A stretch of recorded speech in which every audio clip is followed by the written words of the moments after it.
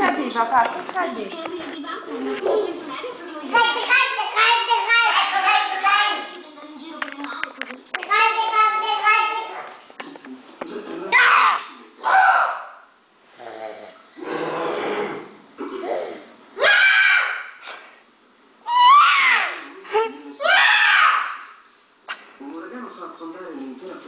Che già paese.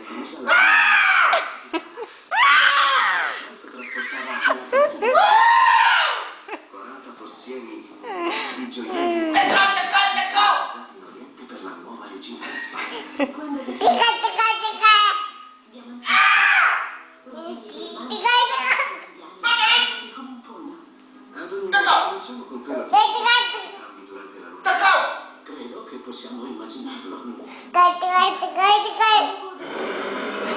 Decidemmo di fare un viaggio di 2 settimane. È possibile. Passare 2 anni nell'archivio generale degli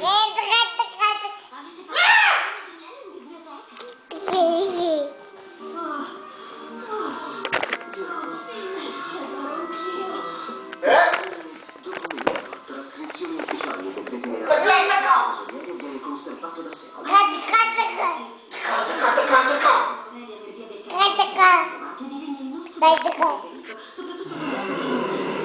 era un diciottenne che si chiamava Sebastiano. E scopriremo anche che era il figlio illegittimo del capitano generale della capitana Don Juan Villa.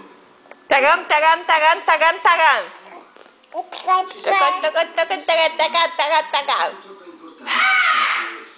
Jess, non c'è uno pubblicato nel 1905. Ciao. Ciao. Famiglia del secolo XVIII.